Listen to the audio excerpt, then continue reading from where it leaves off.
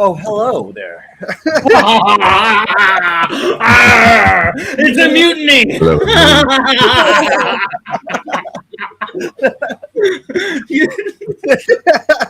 I was like, I was trying to, but it was like there's only 9 seconds left, and everything's like covered. I was like, if I grab something, it's gonna fall over. So I was just like, I'll just look down real quick. I had the book and everything, dog. Oh man, what is up, everybody? Just looking for that chaotic piece of my evening. Yeah. What is up, y'all?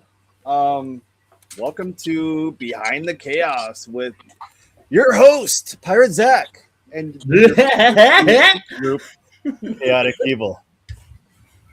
Right now, we're gonna pass it on to this guy right here. Well, He's the main man, right? Well, The man in Not the that guy. Not that guy. that guy. Not that guy. I think I saw him in an acid trip once. I'd know him anywhere, man. Why is it not letting me switch? Because that's the main guy. That's Yeah, the apparently, main guy. apparently, we are having issues. Yeah, it's not letting me. Oh, now it's moving. It's just taking 3 years for things to move. All right, so I think we're I wasn't using those years. It wouldn't be us without technical difficulties. Those were off years, like sophomore year.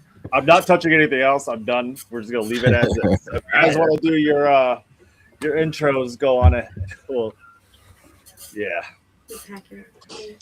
Well, Just play overtime. Fuck it. I'm gonna pull the floor first because I am the dungeon master, yes, but I am very cognizant that the master of ceremonies for the day is actually more likely to be our friend Nos Neranos. Yeah. He comes with all of the action-packed questions for our streams, and he's got that whole outside-inside perspective, and I just want to yield ceremonies to the man, the myth, Drake. Oh, yeah. Thank you. Let's toss it over. Thank you. Really happy to be here. For sure. I was part of the one-shot campaign, as I know sure. But I have been grilling these guys with questions every week, and now I am here to ask them live so we can just keep going, keep this thing moving, and really understand these people that are playing for us. And we'll move it on. Ooh, moment to celebrate before we pitch it to all of our players. This is going to be our I think affiliating stream. We've got 26 followers. We're hitting all our check boxes. So please, Twitch Lords, grant us that much sought after, that beautiful, that chalice on the sunbeam affiliate. I mean, help a brother out. Yeah. Hey, we're getting there. We're getting there. All right. DMW Dopez says, call him Duck. He loves that. So who am I calling Duck? Who am I calling Duck? Duck is one of my nicknames. It's fine. Gotcha. All right. Next we have this guy. I like this guy's face. Let's see what this guy looks like in the big screen.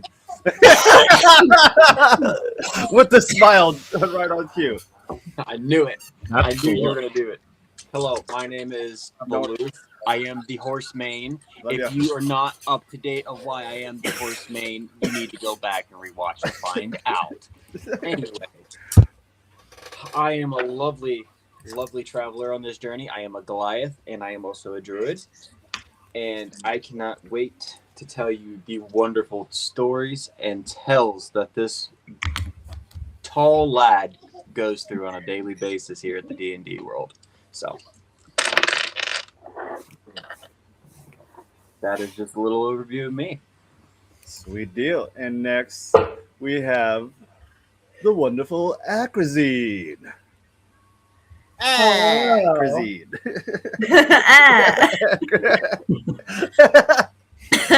I'm Chez. I play Acrazine.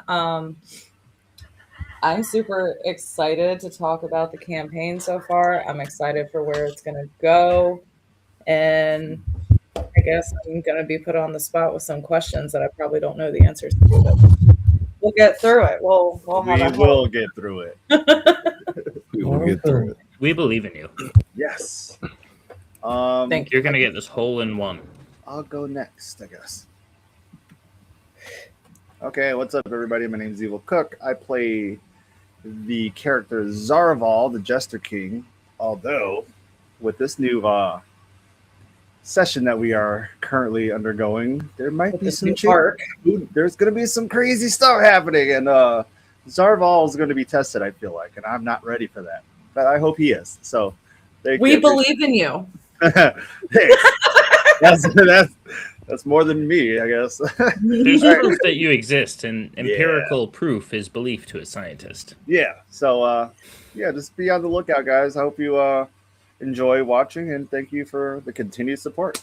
And last but not least, we have the homie, Matt. Hey, I'm Matt Malstrom. I'm also known as Draculov and Glint the Neckbreaker. But let's have some freaking fun today, guys. Yeah. Sweet deal. Okay, so we're going to get everybody in order, at least for a little bit. Everything is just taking like 3 seconds to load, so that's just how we're going to play it tonight. Yeah, it'll be fine. It'll be fine. Yeah. See if I can draw. Everything's fine. So let's start with episode 1, guys. The very, very beginning of episode 1 that I had some questions about. So you guys took what I believe it was a 3-month little spot before everything continued. Between the last battle and the current, yes. Yeah. 3 months. So my first one goes out to Acrazine. You are whittling something. An idol, I believe it was. Oh, Yeah. Whoa, he just used his nose powers to turn the light off. Give me 1 second, guys. All right. His questions were so powerful that the lights were like just like nope. So powerful. There you go. Respect the power. Yes. I'm really curious about that idol. Whittling. What is the idol? What does it bring to your character? What does it mean to your character? So the idol is of Akrazine's goddess Kiaransali. I don't really know how to say it. That's how it's spelled. So Kiaransali. Absolutely. So way to keep religion close to I you. did it in my head. So basically, just to give like a little bit of backstory that none of the characters actually know about Akrazine is, obviously she's a drow. She's from the Underdark, and most drow, including her family, followed the Spider Queen. And Akrazine used to, and then when she left the Underdark, she was drawn to Kiaransali because she's the goddess of vengeance and necromancy. But the vengeance is what drew Akrazine to her. So basically, like what she's whittling is just a little idol in the goddess's form. She's gray skin, silver hair. She's got silver rings all over her hands. She's in like these dark veils, not really like a cloak, but just like veils over her. And so that's what she's doing. It's a reminder of this transition point basically that she's going through. Yeah, absolutely. And well, after you were whittling, you also encountered a centaur, and he was a little bit defensive at first. I thought there was going to be a little bit more tension, but you seem to have shown him respect, and he also shown you the same kind of respect. Now, when you first walked up and you first seen him, what was going through Akrazine's head at that moment? I don't think Akrazine had ever seen a centaur before, and so she was mostly just kind of curious. And ladies and gentlemen, she being a drow, she's no stranger to people kind of treating her differently because of how she looks. So because of the kindness that she was shown when she was first on the surface,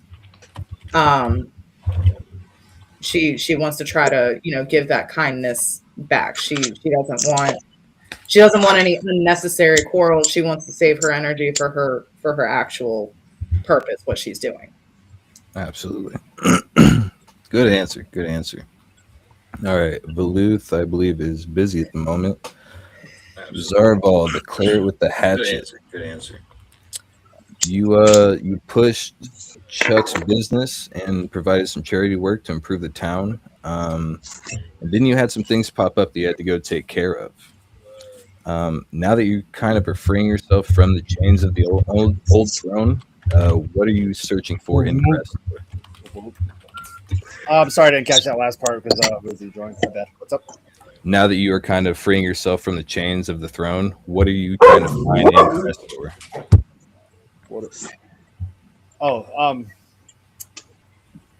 Wow, that's a great question. I don't know, to be honest. I think Zarval is currently running from a lot and has no real place to call home and has been looking for that, which is why he left the kingdom and everything. I think he's just looking for peace and just, like he seems to be like ready to be done with everything, but he'll still fight if he has to. You know what I mean? That's the kind of guy that I feel like he's turning into. But because of him being a cleric and having all of the religious aspects and everything like that, I think him between his relationship with Chuck, trying to help out everybody and better the town and help others get equipped. He's also trying to build some rapport with the local priest and all the people that are religious and everything, to try to see if that'll help. And I think he's starting to finally feel at home, but with everything lingering as far as the kingdom, it's still up in the air as far as where he's going to end up. I think kind of evolving into something of his own, really. Yeah, becoming somebody of exactly, becoming himself instead of being tied to the Jester kingdom. You know what I mean? No, absolutely. I'm really excited to see what we got in store for that. Really excited. Yeah. Now, Rizzard, the blind wizard. Welcome to the fucking stream, motherfuckers. By the way, time to see your smiling faces. You spent a lot of that 3 months at the bar and wandering around the area, lost until someone found you. Now, is this a deeper reflection of how your character feels on the inside? So, being someone that's blind between affliction and self-harm in some way, shape, or form. As I'm older than dirt itself, I've just found that mindless thinking has helped me not figure out a damn thing. I think I do it more so out of habit because, being blind, it's hard for me to stay in one spot, whether I can see or not. Hey, that's fair.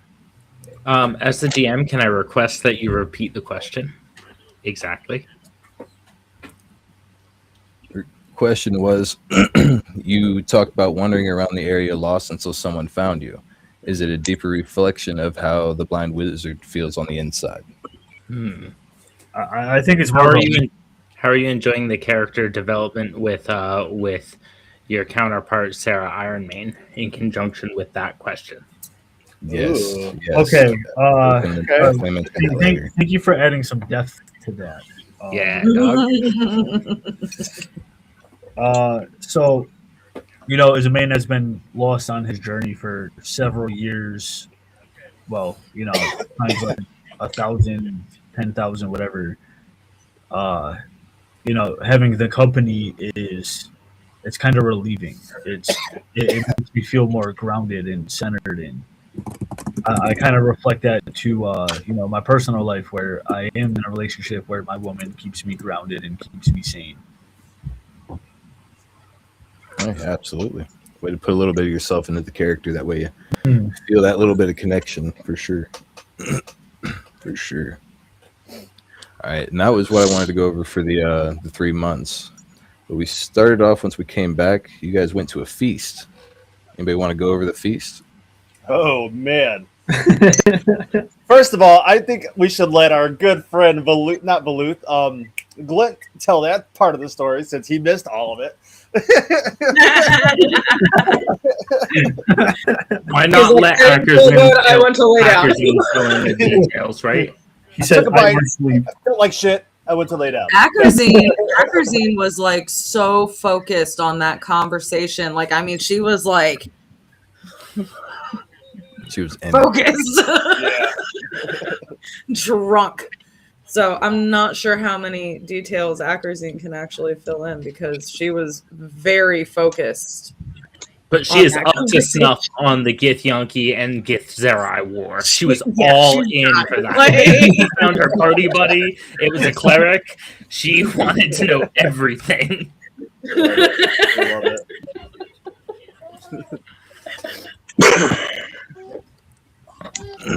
and then some crazy shit happened. Some guys walked in, and I was like, "Oi, the fuck."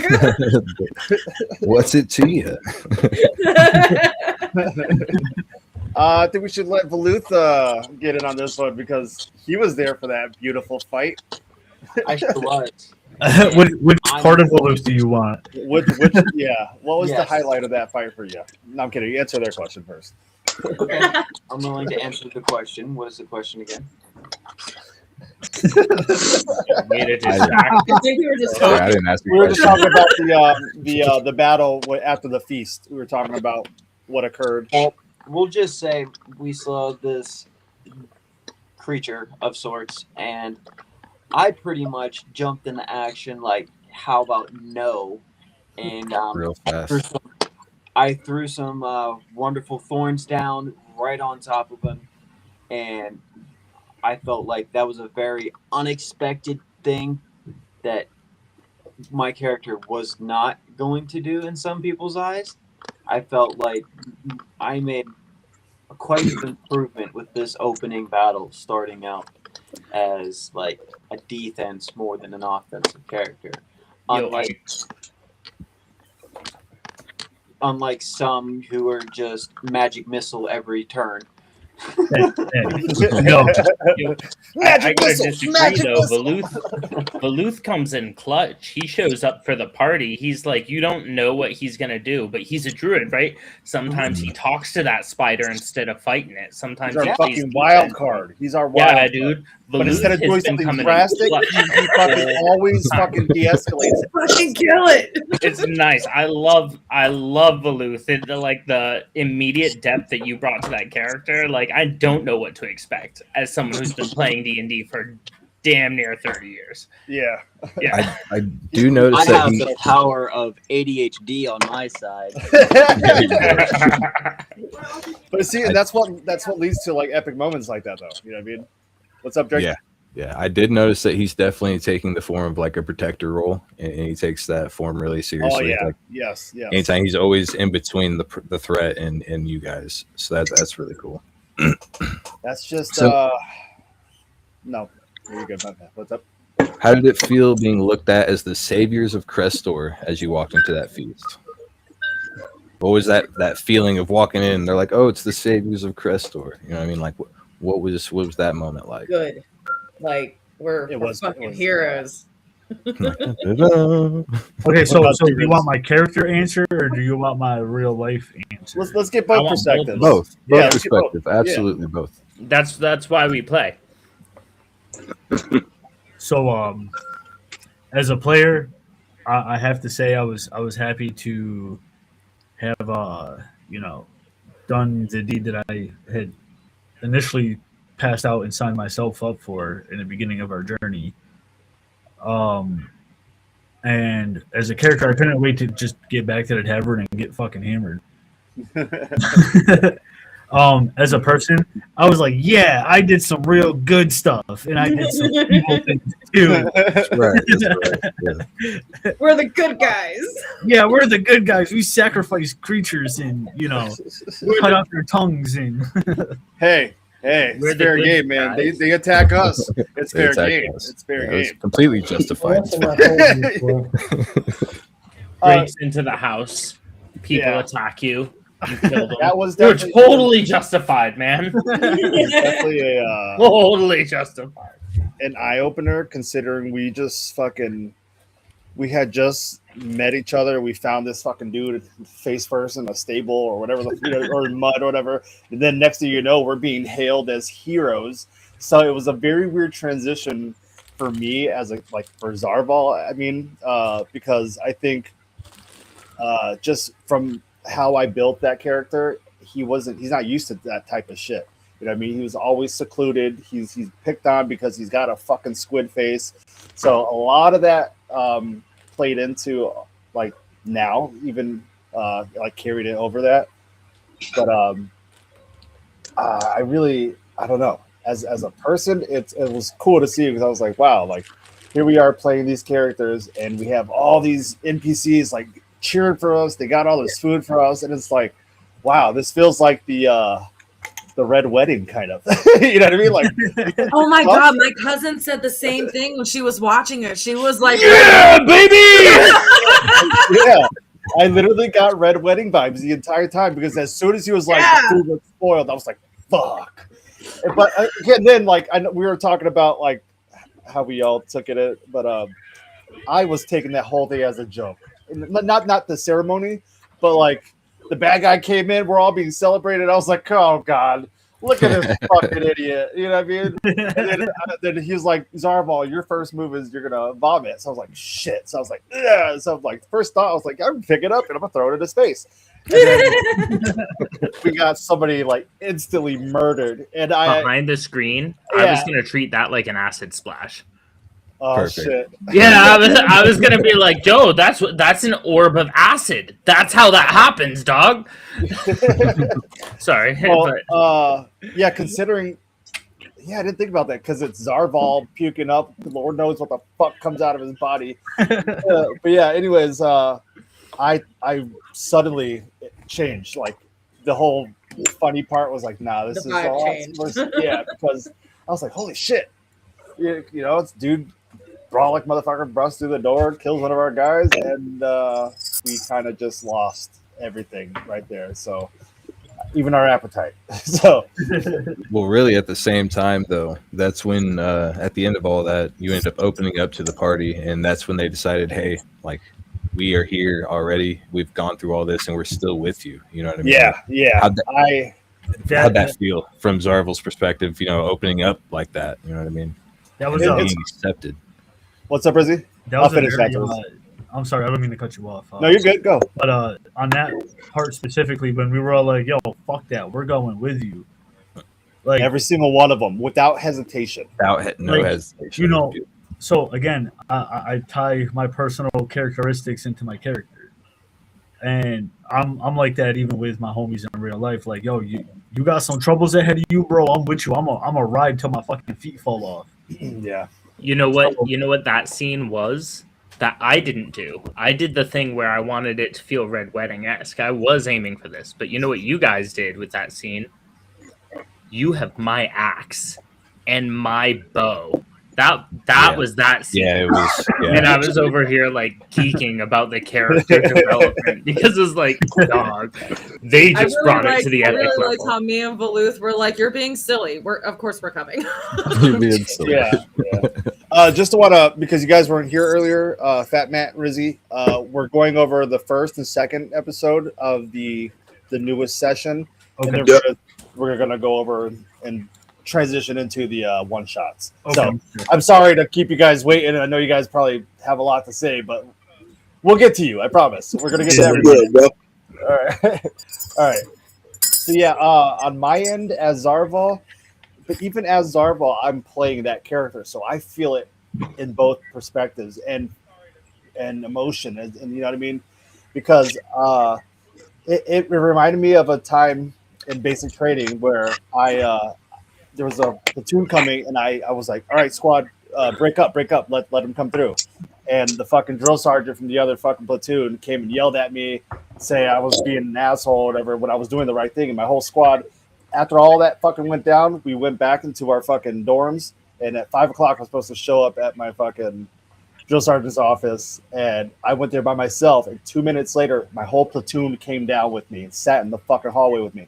So I got the same exact fucking feeling right there, dude. I was like, bro, Yeah, dude. this is beautiful. Okay, that really made me feel like, holy shit, this is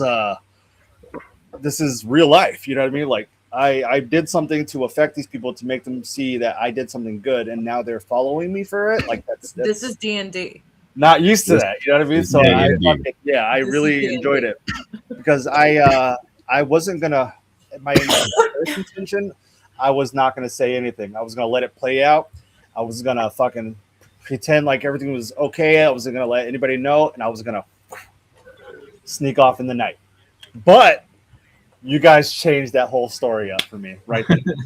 Literally. I was like, I can't. Honestly, shit like this, like the character development is why I love this game, because it's like you get so involved in it. Yeah, honestly, and it's fucking great. It's my favorite part. And you know, like this, I'll give myself my own flowers as like the DM, like the whole first piece. I was telling y'all, this is just the primer. This is just the primer. I'm not even such a good setup. into it yet. yeah. But also, like, I knew what to do. I was like, we're gonna dig into this town. Like, you have friends there. You have people that you're like, this person, that person. That's Yeah. like, Yeah. There's so much. Oh man, I'm just excited, dude. I want to play every fucking day now. That's where I'm at. You know what I mean? Every day. Yo, coming soon, our first 24-hour stream. Oh God, yeah. I mean, hey, we're talking about it now. You're bringing it into the fucking world. You know what I mean? It could happen. Stop manifesting shit. Let's No, I will not stop manifesting shit. PZ's like, fuck you. We're not ever doing that. wait, a 24-hour stream? Yeah. 24-hour fucking campaign. I can conjure it. No, dude. Oh, dude. I'll There's kill a it. lever. Let's hold on. Let's We'll Yeah, talk you know about it. We'll touch it. Talk soon. Yes. make it worth us. Yes. Talk me All into it. Why don't you? Hey, do it. Fucking do it. All right. Let's continue with our moderator, Yeah. Nosteros. So that was the end of episode 7. You guys kind of came up with the plan. Like, we are going to storm the gates side by side, basically. So we're going to start chapter 8. Ooh. The horses. Are we able to fucking ask for help? Oh my God, the We're horses! still in Prestor, correct? We haven't left. Oh no! You There was went a down the whole hill. Oh no! Never mind. I'm Yeah. stupid. Where I are you remember. at, dude? We No, didn't no, even get to the deep. Yeah, we're on my favorite fucking episode Yeah. so far. Yeah, Episode horses! fucking We have 8. another horse episode. It's all about the fucking horses in episode this 8. campaign. Horses and snakes, dog. Rizzy, are you okay over there? Yeah, I'm just beachy. Horses. When you've seen all of those horses to begin with, right off the get right, what first thoughts did you think that, oh wow, these are going to like play a huge part later on, like, or was it just I like, thought I oh, was bunch of going to horses? die. My first thought was, what are they running from? Like About you, running from Glenn? danger. Glint and Valuth, let's hear from y'all. We can't hear you, Matt. I wanted to pet them instantly. I'm not gonna lie. They're storming at us. remember that. And he's like, I went to want to pet them. touch them. Pretty horsey. Oh yeah. It's like a moving train happening by. He's like, oh, I'm going to put my hand out real quick. Oh yeah. I love you, Matt. Down? That was the most like random but fucking comic It was relief kind of great. thing because I was like, what is this guy doing? Like my character and myself. Like, wait. I was a little about his reaction to that. I was like, you're gonna die, dog. you will be a part of these streets, dog. I did it again, ladies and gentlemen. I forgot to unmute our wonderful music. Oh my god. I want to hear Valuth because I want to hear Valuth as we well. had some cool moments in that little. This is a big episode for Valuth for sure. Yes. Let's talk about Akrazine's acrobatics. I just want to climb a tree. She tried. Tried so hard. This is a deep-seated thing. She came above ground after, like, the light finally wasn't too bright for her. She was like, wow, those are the biggest fucking mushrooms I ever saw. And someone had to teach her about trees. She's like, one of these days, I'm gonna climb one. It's like in her character arc. Like, no, it was like me wanting to unicycle, and then a couple years later, someone turns to me and goes, as far as I'm concerned, wanting to unicycle is one of your character traits. And it just I was done. No, she's gonna get it one day. Yeah, no, exactly. I think she should always roll some sort of disadvantage so that she struggles, but eventually she gets there. You know what I mean? Yo, I like it. Are you for it? I'm for it. We're going. Yeah, make that like an arc, like you said. Like that's gonna be an achievement in its own. You know what I mean? Until she climbs a tree 3 times successfully, it's always at disadvantage. Yes, I'm for it. I'm so for it. Yes, love it. All right, we lost Veluth, but the way I see Acrazine in trees is she finally came out from underground. She saw the tree. She was like uppies. Basically, that's basically yep. So PZ, what was you did kind of give a couple like hints here and there. We did get to the point that they knew it was illusion magic, but like, how far did you want them to go with it? Like, and was there any moments that you think you gave too much?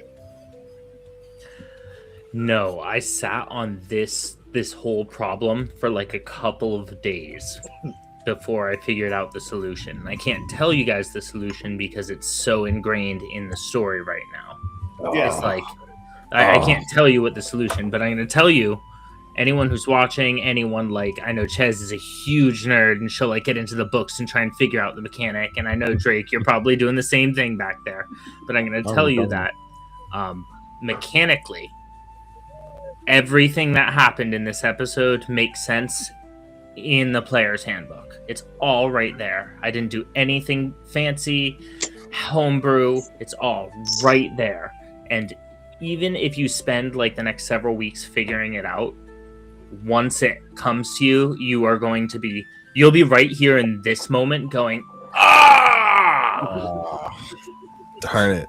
There it is. You heard it, that little bit of information. Like, it's just right, I think. So I don't think I gave too much. I think I gave the right amount, and I think I did it mechanically correctly so that it makes sense.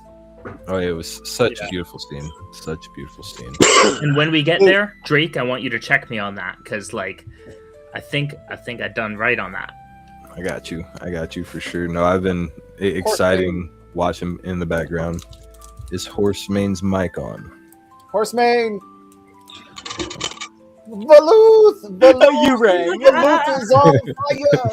Alright, we want to someone create water! Don't let that motherfucker burn! That power! We want to hear your rendition of the story of the horses. When we first saw the horses coming, what were you thinking as Veluth? I saw those motherfucking horses coming up on us. I didn't like it. I'll just say that.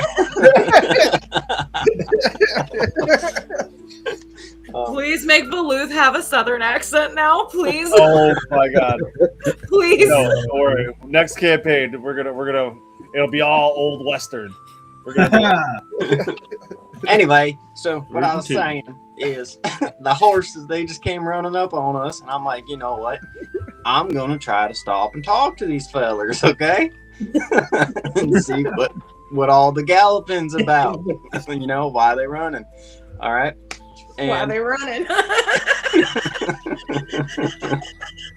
And anyway, so they start running up. I jump into the middle of the path. I'm like, halt, you know, pretty much like, stop, bitch.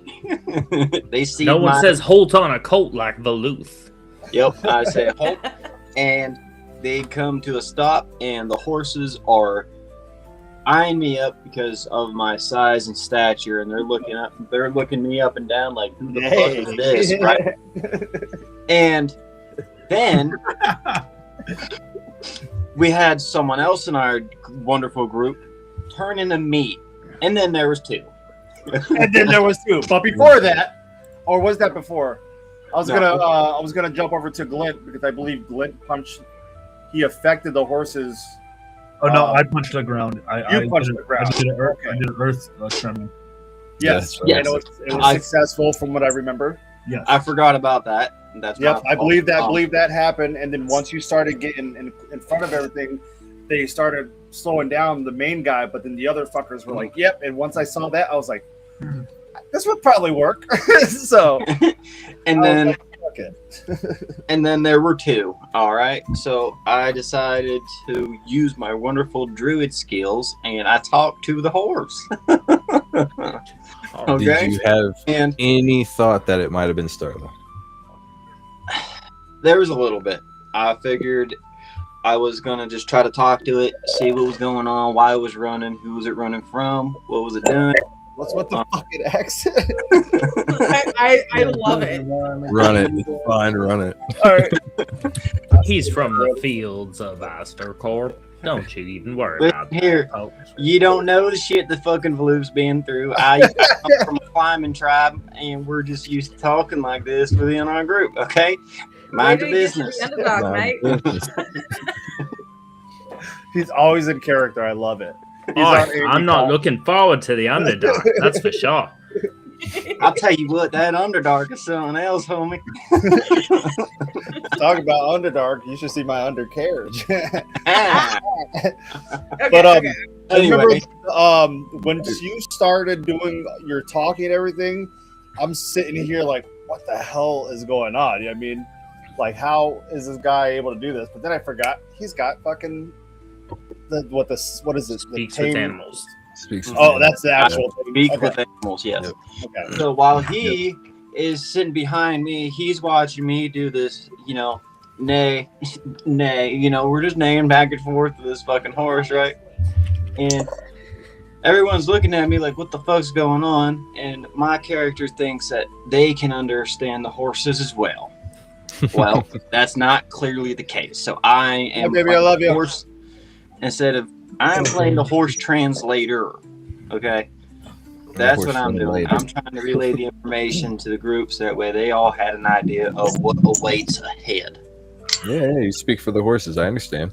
I speak for the horses. I'm the horseman. I speak for the horses. I'm the horseman.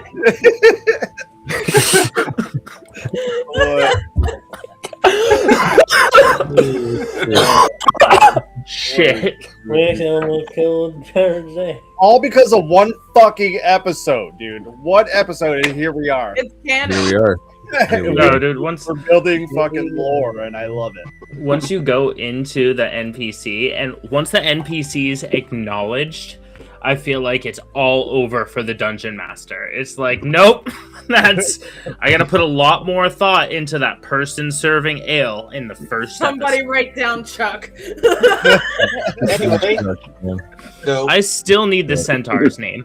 Like, so what happens is we got a little bit of information from these horses, and they're telling us they're running from something that's quite startling. I can't really remember the full extent to the story. I kind of worked a little negotiation. I gave some grain for some information. That's what happened. Okay.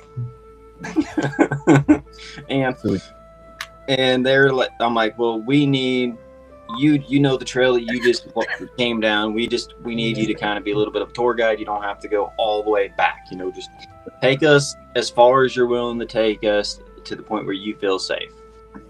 And lo and behold, we worked out that deal. And we followed this horse. And once we got closer, I'm glad that I didn't say anything about this part of the episode. They smelled what they thought was. That was before we touched on that, because I know that's the next lead-in. Right. Just last question on the horse thing. Yeah. I wanted to ask you about this. What is this? what? Hold on, it's loading.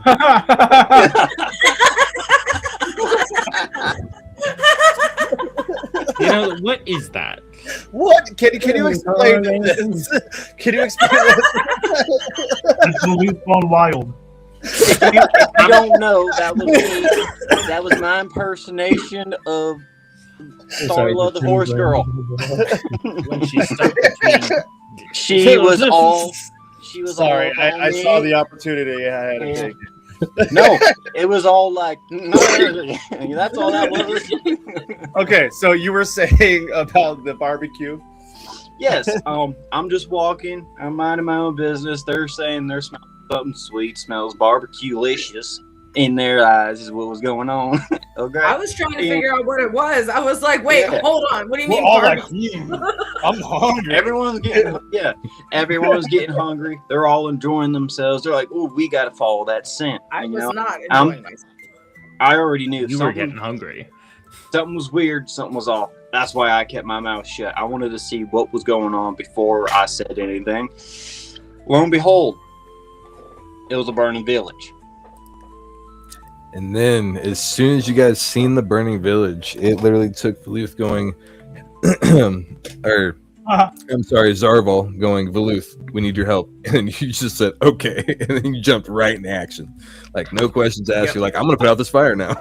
Yeah, they're like, hey, what are we going to do? How are we going to get these fires out? And I'm like, don't worry.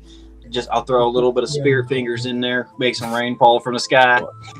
Nobody want to talk about the fact that they hated our guts for like the entire time. Like the entire, the entire duration of that. They were like, "Fuck you guys! You guys." just did this." Yeah. Okay, we're but moving like in. the moment I realized what was going on, like I realized all of that shit all at once. I was like, oh shit, they made it look like we burned down the fucking town. This is the town that gave us the horse. This is Starla. Fuck. The whole hold on. There's a picture of that where There like, is a after picture. seeing, there's a picture in the chat if y'all want to find it with the moment where she realized what I had told on the fucking story. She is not okay for like 2.5 minutes. It's great. Did anybody Might catch pull it the up. footprints? Yeah, no, I was like, no.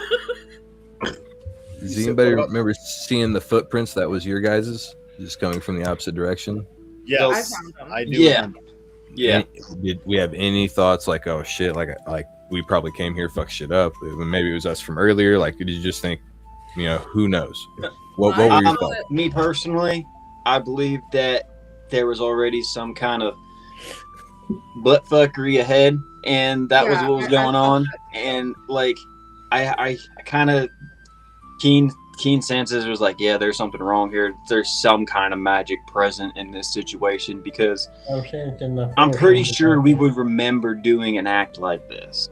Well, there was also the whole you found a ceremony casting that had been done repetitiously right after the horse encounter. Yeah, that is also true. That is a good reminder as well. Yeah, which was a good. That's your other hint. Or dead person? Or is that not yet? What'd you say? The dead knight with the pendant on them. Was that a knight or was it a noble? I can't remember. He was a dead sword too. Yep. There were a couple of clues in there. They weren't major, but they were there for what was coming and what was later. They were there. That was a beautiful little like piece of candy. Ooh, piece of candy. Yeah. Now I don't know that what kind you're of thinking- candy. That All the was pieces of candy too. I remember like, this hey. little thing. I was Charlie Day with the fucking shit on the wall with all the Just pointing at it. Now that you're bringing it back up, I remember stumbling upon this character, and my idea was like, I'm gonna throw a rock at him. And you guys were like, how big's a rock? And I'm like, palm size. And then I realized that my palm size is like massive as fuck. like, wait, hold on, that's a fucking rock. Bro. Yeah, bro. You're throwing boulders over here. I'm just looking down. I like that boulder. That's a nice boulder. And pick that fucker up. And I remember. I can't find the picture. I was looking for I remember it. being skilled that I had to roll. I believe it was correct. See if I what was it, dexterity or some shit. I had to roll for dexterity to see if I could actually hit the person with said rock. Yeah. I failed first time around. I think I believe I failed. At which point the party all looks at each other and decides to start throwing rocks. Yes. Makes sense. Once we get closer, we realize the man's dead. Yeah, from what I remember, that was Starla's father that approached us in the beginning of that scene. After the fire. Dead man. Yeah, as we were getting into the town, the first person to approach us, or the guy that was trying to stop us or whatever, yelling at us. You know, he didn't really have a name. It was just some guy. Okay. I had townsfolk in there. Clearly, I didn't care about the dad's name.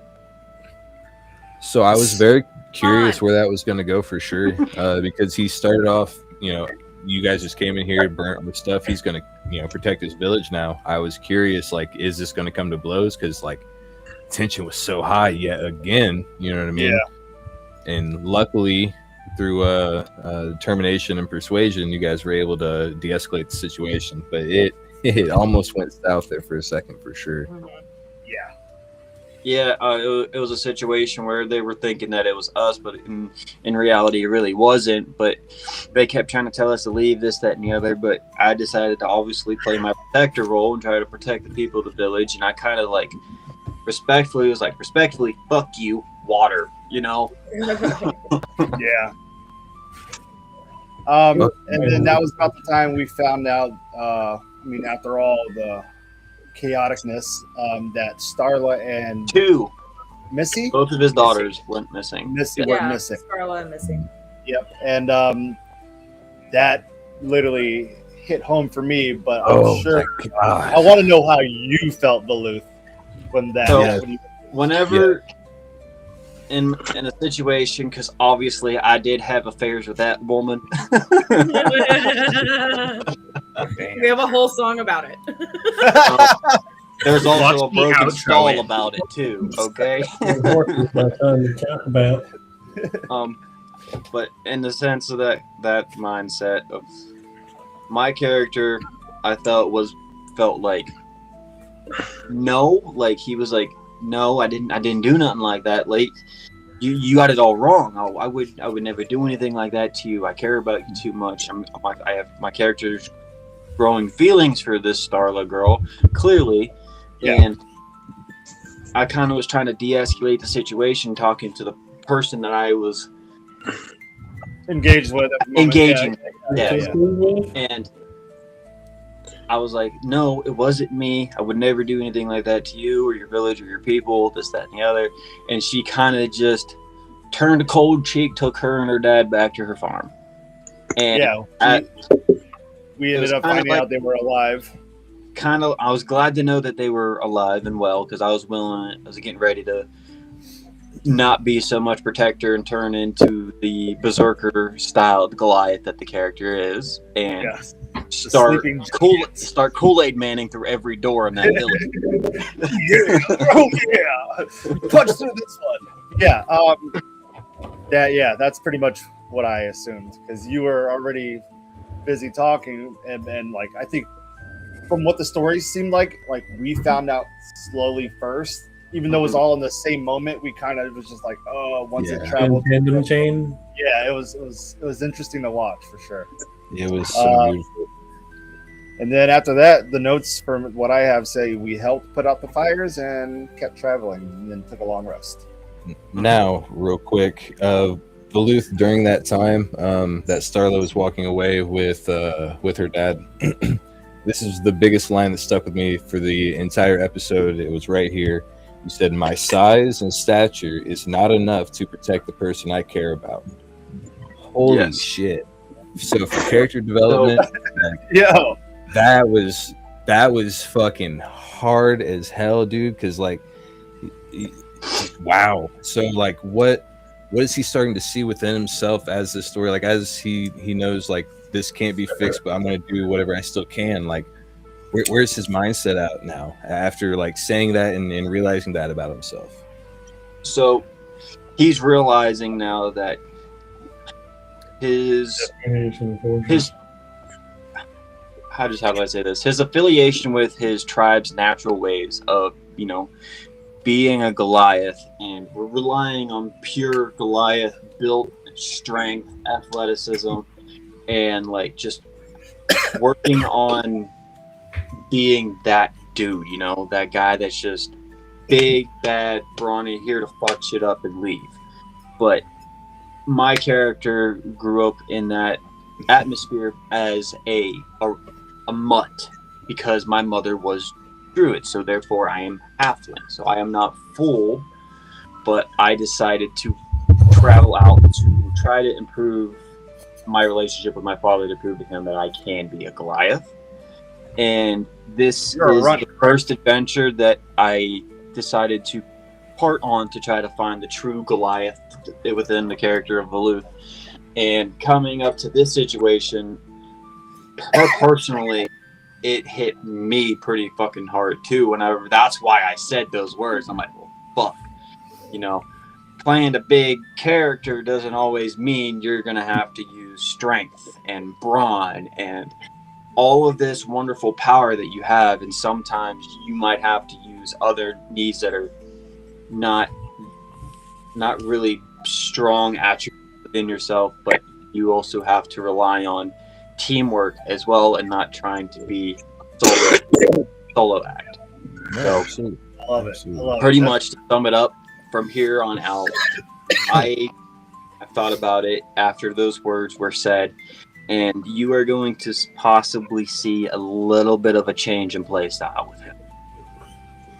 What that play style is going to be, I'm not going to say, because our DM is here, and I don't want to give him any hints of what I'm not even listening, really, right? Well, my next and final question about those episodes is, where do you think this adventure is going to take you as you begin to approach the kingdom and whatnot? And I need an answer from everybody that's going. Where do you feel yourself changing later on in the future? Once we come back next month, like, where do you think you're going to be in 4 episodes? What I mean? You guys want to go around the circle, starting with Matt? We can do Matt, and then go clockwise around. Yeah, I've been doing a lot of talking. I'll go last. So we'll go counterclockwise then. Okay. Yeah. Okay. All right, Matt. It's all you, brother.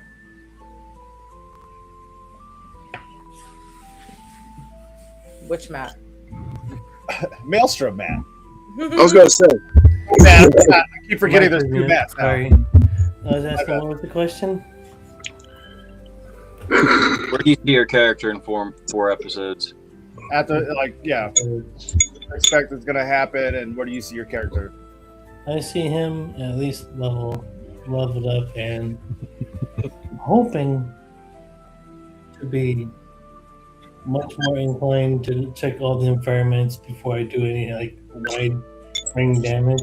Just run in and fuck shit up. What's that? I said, instead of just run in and fuck shit up. Yeah, what does he like?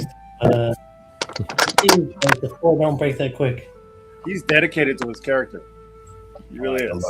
Love it. It's beautiful. Beautiful. Is that all you had, Matt? That's about all I have on the plate for now. What do you expect to happen? Me? Yes.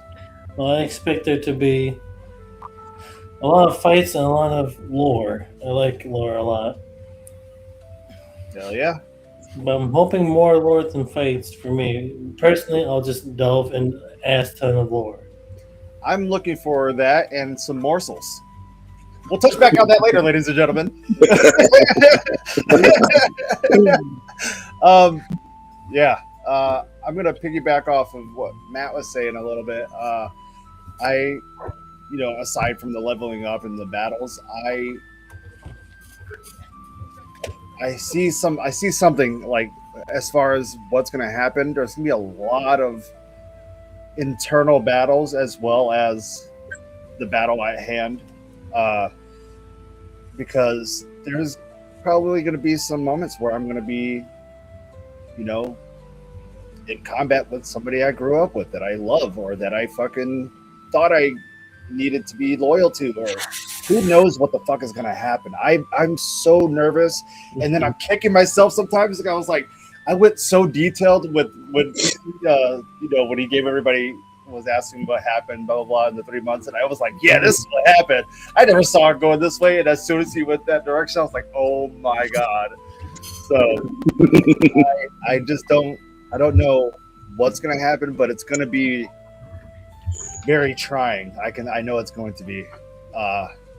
So I'm just glad that I didn't do my original plan. Like I said, I was just gonna sneak off and figure it out myself. But I think going with as a group, as the Gnome Thugs, I think we're gonna make waves. So I would love to see what we're doing.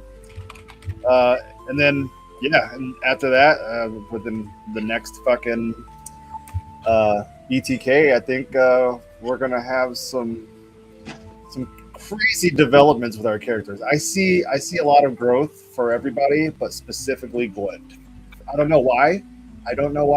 He's standing out so much for me right now, but that's just me. Who's that again? Glint. We're gonna have Glint. He's gonna get himself some more.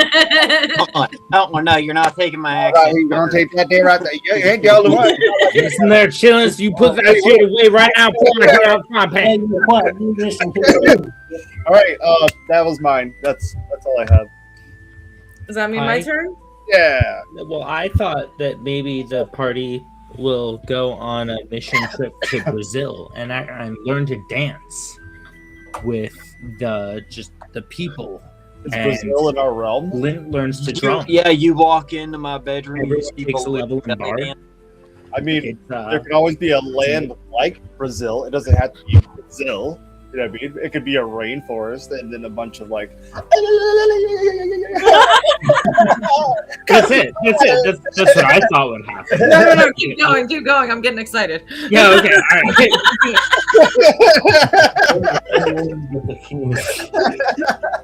But it's important that they do the hands behind their heads. They like that's a whole thing. Yes. Okay. Sorry. All right. Were you done, PZ? My bad. Yeah. No, that was the mission trip. Learn to dance, build houses. Brazil.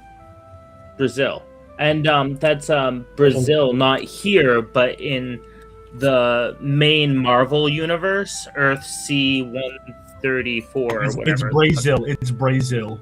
We're just gonna call it Braille. For sure. Welcome to Braille. I think Ackerzin's gonna learn a lot about how ready she is for like her arc, her backstory type shit. Because like she's got kind of like a big thing she wants to do, and she's definitely not ready for it yet. But I think that this is going to teach her a lot about where exactly she falls. It's too slow. It's so fucking slow, dude. I'm sorry. But I think it's going to get where exactly she falls as far as like how successful she would be if she actually went back to the Underdark. I think that she's going to learn a lot about herself and learn a lot about the people that she's, hanging out with and kind of building, kind of a home with, a commune. Yeah, absolutely. Evol Cook commune coming soon. No, I'm kidding. But I think 4 episodes, she's gonna probably be playing a little bit differently, but I'm not sure. I'm excited to see where it goes, though. Time will tell, right? I'm hoping there'll be trees involved with accuracy. Oh, there's some great trees in Jest. Going to climb a tree. I'm gonna climb the tree, goddammit. I'm the one tree that's alive and lower off of it. Are there any holes? No holes? I can't grow in a hole. Okay, so that's for. Yeah. Did she cover everything? You covered everything. No, yeah, she did. We gotta get to Rizzy and Veluth. And Okay, Rizzy I didn't know also. if FatMatt wanted to pitch in if he saw any of those streams or if he just wants to glaze over it. I mean, honestly, like, as a more experienced D&D player, like, I've noticed like you're all just now learning like just because your strengths might be something, your character might have to do something completely different. And knowing PZ as well as I do, I just can't wait to see like how he basically just takes that to his advantage. Like instead of like more just like instead of battles doing like different traps and stuff with different buffers, and seeing how you all react to that. Yeah, for sure. I have been starting to work those in, like in the last part of the first adventure, and then like immediately having different like levels of encounter with different parts. But I am looking forward to the fuckery I get to do, like moving forward. It's exciting, but like some of these guys haven't played a campaign before, and I don't want to make them feel crushed because I already almost kill them a lot. Quite a lot. A lot. We're gonna have to learn one way or another. You know what I mean? But You like I go was saying, through like Resident Evil and expect to stay alive the whole game. You know? oh man, I remember one time I literally had to make up 5 different characters in one day. Just because my guys could not stay alive. It so happens. It so happens. So get ready. It was so bad. So bad. By the end of it, I was like, can I just like switch my stats around and change my name and just get back into battle? Right? Like, can we just? So just I don't know if everybody picked up on that. Make sure you have backup characters. Yes. Oh, Yes. come on, guys. Oh, Everyone's got a bottle of advantage around there next still. All right. May have to use check. You be good? Yeah. Is that all you? Okay. Rizzy. Can I hear the original question again, please? Where do you see your character in 4 episodes? And what do you think is going to happen coming up? I think. All right, so where I see my character in the next 4 episodes or so, I think I'm gonna discover that my acts of evil for the greater good aren't actually acts of evil, and that I was manipulated into believing in it. So I think I'm going to come out of that, and I'm actually doing the just thing. And I think that's going to cause an alignment change in my character. And Big changes. what I think is going to happen is Acrazine started as just neutral, and now I've kind of moved her more towards like neutral good. So with that being said, I think what's going to happen is my realignment is going to reopen some doors that have been closed for my character for many decades, and I think that would be pretty cool if that did happen. Like me going from being chaotic evil to chaotic neutral or something. I think that would unlock some potential that I've considered myself barred from. If you're picking up what I'm putting down. Absolutely. Absolutely. So, and is there I have any something future parallel spark? to that. Oh, go ahead. Go ahead. Oh no, I said I was thinking something parallel to that maybe. How do we feel about the most recent love letter you received? Do we feel like there might be a spark on that one?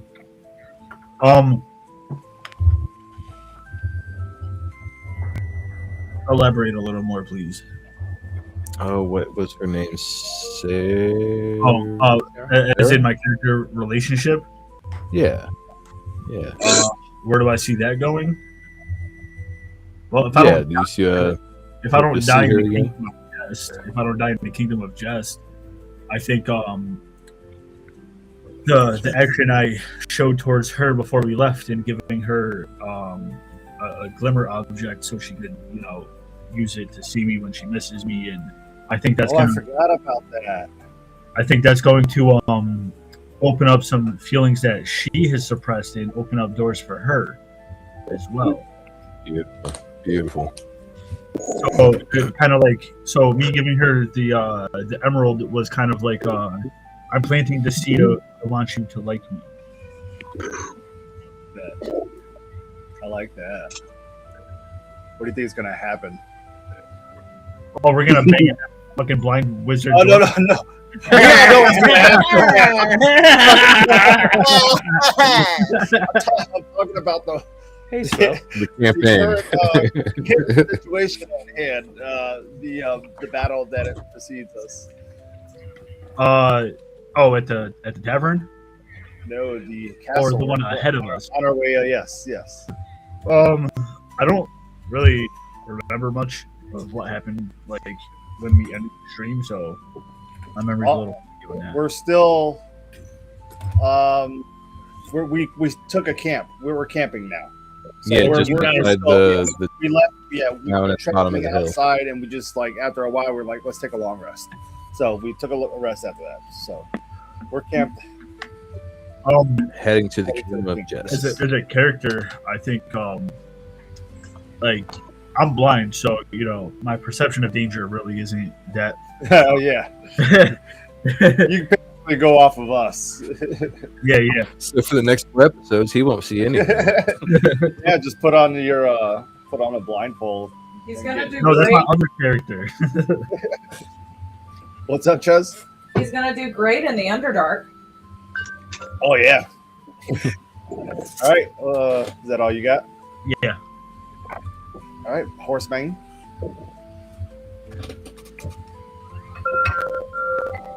Alrighty.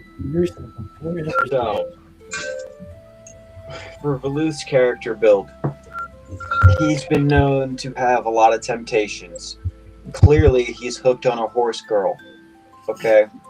So, therefore, he's also very young, and he doesn't know where his heart leads, but he does know what he wants from his life as a person. He wants to come back to a proud father. That is his main goal in life right now. So after this current situation, I feel like it'd be a good idea to not necessarily cut ties with Starla, but after this situation, and it's really opened the character's eyes to realize, like, as he said, like, how can someone of my size and stature not be able to protect someone that I care about? Yeah. So therefore, I think it probably would be best to right now just say, hey, I care about you, but we have to wait until my journey is over. So that way, if anything happens later on down the road, so to say, I don't have a weak link to where people can get to my character. So I kind of want my character build in the next 4 episodes to not only rely on his built-in strength, but to also start adapting to his mother's druid nature of life. So instead of fully relying on being a Goliath, actually shapeshift into some things, actually learn how to use the wilderness for his advantage on top of his strength. I like that. Because You don't turn into a bear. once that Cocaine bear. right now, that is just fully untapped power that is bloodlined into him right now, that he has yet to even want to experience touching. He's able to do it, but he's choosing not to because he wants to make his dad proud. So I have a question for you there, Valuth. Do you think that what happened between you and Starla could potentially spark a villain arc for Valuth? Well, you see, what I plan on probably trying to do is try to maybe cut ties on a good foot, technically speaking. Like go over, maybe explain the situation a little bit better to her when her head's a lot clearer, whenever she's able to fully understand what's going on. Because after the current situation that she was just in, me personally, I wouldn't want to fucking talk to someone that I thought seen coming into my hometown and fuck shit up, especially after realizing my dad and my sisters are gone. Yeah. Like, that's a lot of headspace that's being taken up all at once. Mm-hmm. And then to add on relationship status into that, it's just That's a toxic potion right there, and that's not what I'm trying to have my character be. Motherfucker got a whole arc. Yeah. Great answer. And you guys kind of left it in this wide open space after this disaster. This motherfucker got such a big arc. It looked like like family. Start calling him Noah. Yeah, all right. Real quick, I've got to go, but I'm glad I could be here for this part. I didn't plan my day very well, so it's all good. Thank you for being a part of this. Yeah, absolutely. We will talk to you later. I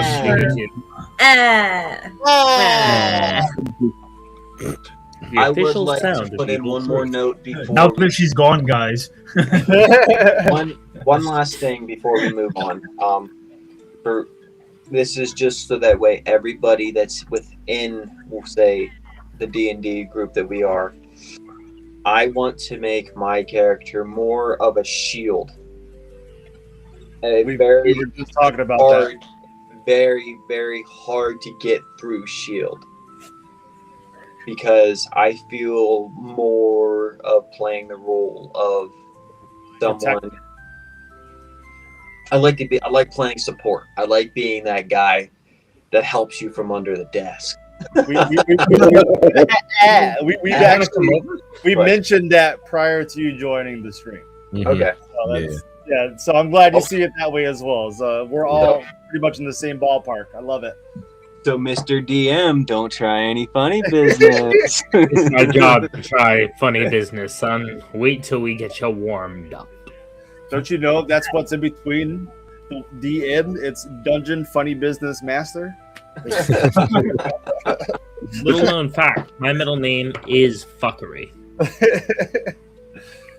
Fuckery Zac. Oh, look, we did Jinx. All right. Moving on. This leads us to our exciting holiday episode with our one shot. A chance to save Jester's Day. The I was fight there before Christmas. Oh, that one. Yeah, that The one. fight Sorry. for freedom. I love that one. We changed the name like 7 times, but Yeah, it's okay. okay. I That's what we think. It's Chaotic Evol for a reason. Yeah, no, keep it chaotic. I like what you said. All right. So that was an intense one. I was a part of both sets. The beginning of the first one, all of us joining up, and then those damn quicklings, just as we're kind of getting to know each other, just showing up, stealing the presents. Those little motherfuckers move so fast. I was like, okay, I'm going to come up with a plan to stop at least like half of them, and then they were just gone. And I think I hit one. You know what I mean? They just have a move speed of 120 feet on them. Okay, no biggie. And they're stealing the presents. How'd you feel about seeing those quicklings for the first time, Draco?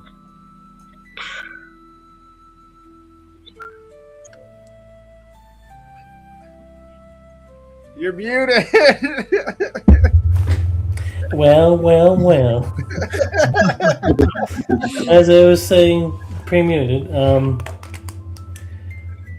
when they were taking the presents, the quicklings, I just didn't like that they're a blur almost, as they were described. They're moving so fast, almost, was it 3 times the speed we were? So You fast. said the first time? So And that being almost helpless for speed. I wanted to be able to go in and hit one. I think I got one. I can't remember the first fight to one. Yeah, I think a couple of y'all Yeah. got smacked him a couple of times. Yeah, for sure. I hit one with a light. I remember that. I hit him with a light. You guys killed 2 in the first battle in the same spot at the table. Was that me? Oh man, I remember now. I was trying to brush up on the episode. I was like, "What happened?" Oh God! Now I remember. Then I felt bad for Marta. I was like, oh, like they came in, they took all this woman's gifts that she was planning to give to the king and shit. Like, oh man, the poor Marta. You know what I mean? Poor Marta. We all felt so bad, dude. So Yep. bad. You guys aren't. Hold on, fast forward real quick to episode 2. No, that's episode 2. We don't worry about that yet. This is only episode 1. That poor fucking, innkeeper. Poor Marta. Yeah, my first impression on those things was fuck. Because I had a feeling something was going to happen, but I was like, I'm going to let it play out first and see what happens. Maybe if it's just one guy, I'll figure out a game plan. But you capture him in your net. Dude, I bought the count prop and I bought the fucking bearings, and I was like, oh, I'm definitely using these things. And I don't know. I wasn't thinking clearly.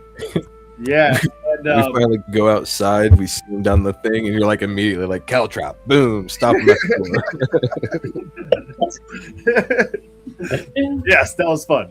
I loved all of Thong's tricks. He had everything. Thong came prepared, okay? Thong was like stocked. That's one stacked Thong.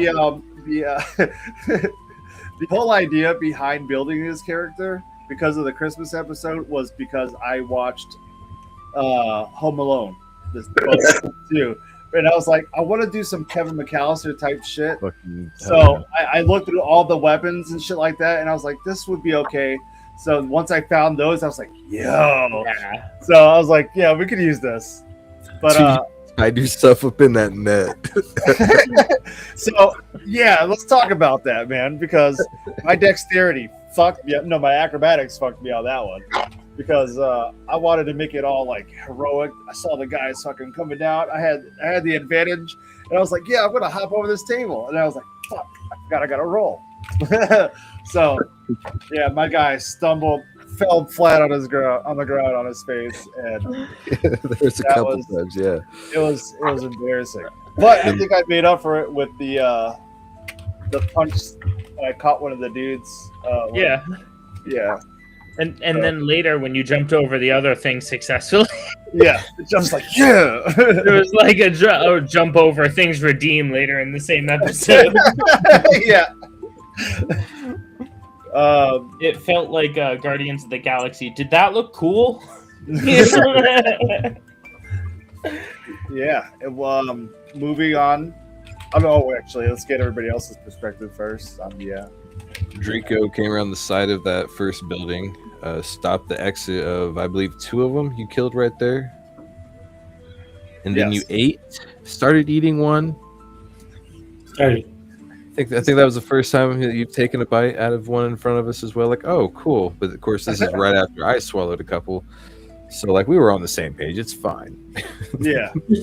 Except it made more sense with you as a frog, because this guy's just like, yo, I'm over here. Yeah. I was supposed to be a wolf. All right. Oh yeah, he was a squid prior to that. Weren't you like a squid or an octopus? Yeah. I think I can't remember what I was aiming for on that one. I can't remember how I ended up in my net. I don't remember the. You brought all these skill-based items. You're like a little slow. I didn't prepare the net today. Yeah, you had all the beads and everything on the ground. You went to throw it on one, and he dodged out of it. But luckily, it was just he basically fell right into my mouth. It was fine. Oh, okay. And then I got caught up in it right there. Yeah. Okay. I remember one time because I hopped in right before I went to work. You went to use the net on somebody, and you got a nat 1 entangled yourself into it. That was it. Yes, that was it. That was hilarious. I was like, oh, I'm throwing it, and it just wraps around me. I'm just stuck. What is the Luke doing with his like old man teeth? He's having flashbacks of Starla.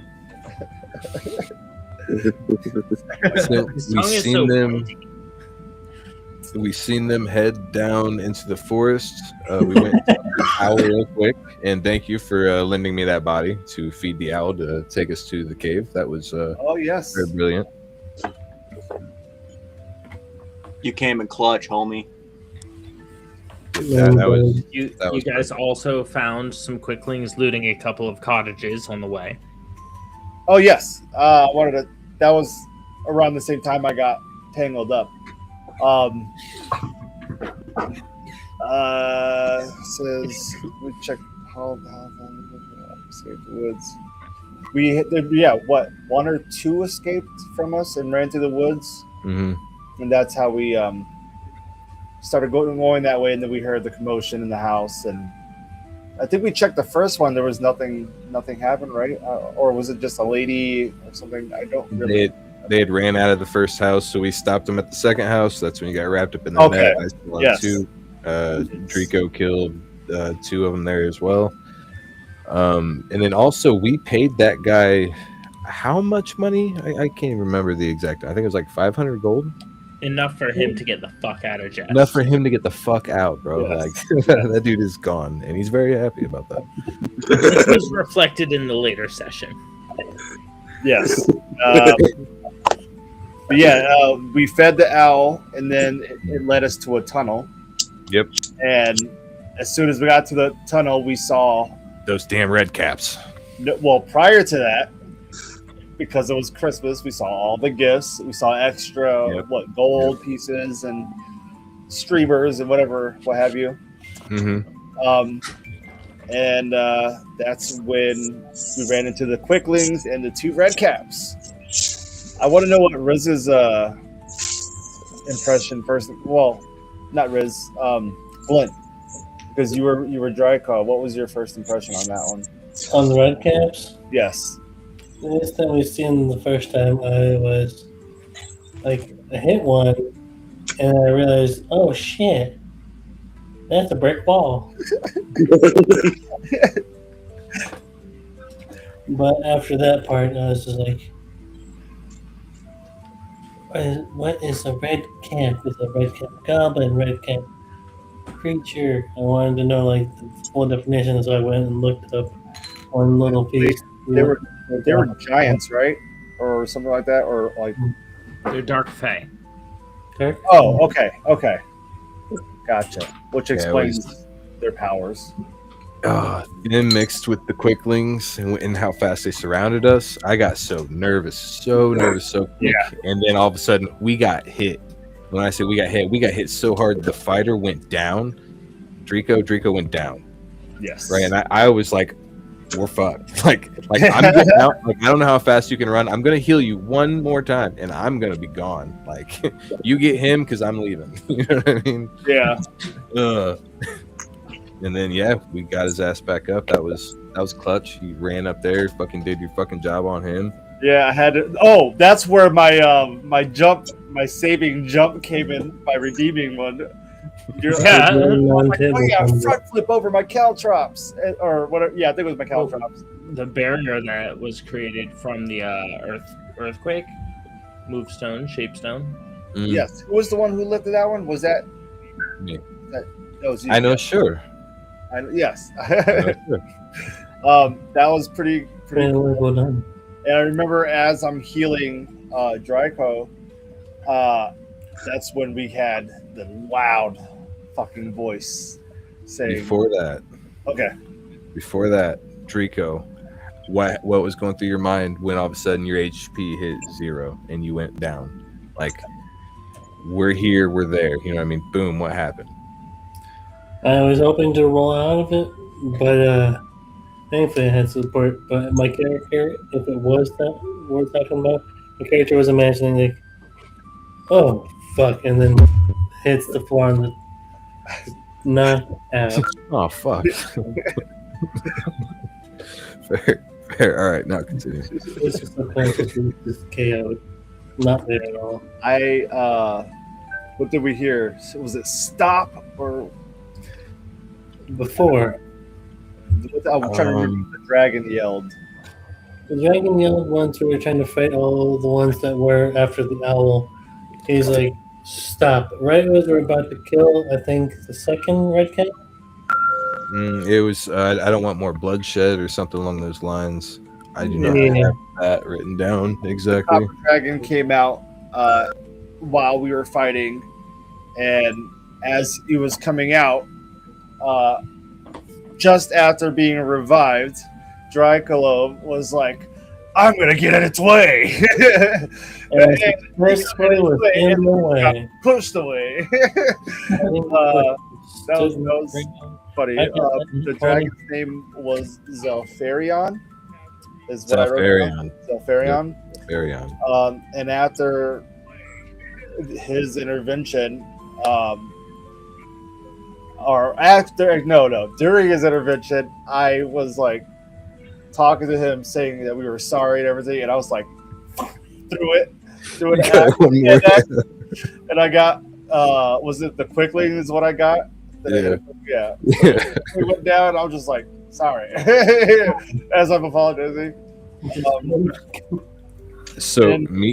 Yes. I've got to say, I was absolutely delighted with Thong's character all day long, coupled with fucking Draculov, who is over there, like, eating whatever he killed. He's just eating shit. Like the play on all the characters from the one-shots in the morning and the evening was just a blast for me to like, fuck with. But also, like, one-shots are great. I really like the pirate. Dracula says the pirate that we were finding around everywhere on part 2. He seems to take a fancy to. And then my last thing on the notes just says we went back to the tavern. Real quick, as a player, when I seen a dragon, I have never killed a dragon in 15 years of D&D. I have refused to kill it. So when you put a dragon right there in front of me, I was just like if they die, I'm leaving. You know what I mean? I'm going back to the bar. Sorry guys, can't get your presents. You know what I mean? Like, I was nervous because as soon as the dragon came out, I was like, this could go one or two ways, and usually it's probably the worst way. Hurry, he burnt the fucking the red cap. He just crisped the motherfucker. Well, you know what you can take away that I can just tell you now that it's out there is because these episodes were canonical, you know there's dragons. And I know where he lives. Yeah. So he's sure of something at least. This will be an interesting one. But that would be the end of the morning session. Correct. So let's bring in session 2. I will be right back. I have some to the one shots. Okay. Slightly important.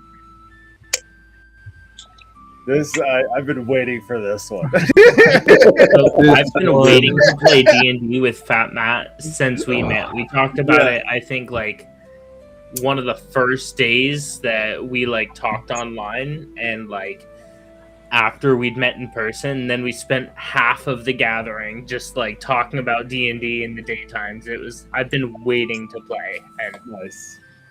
There are some things in the works that might open up some more time. You know what I mean? Hell yeah. It's working. But yeah. We won't announce it yet, but when we get there.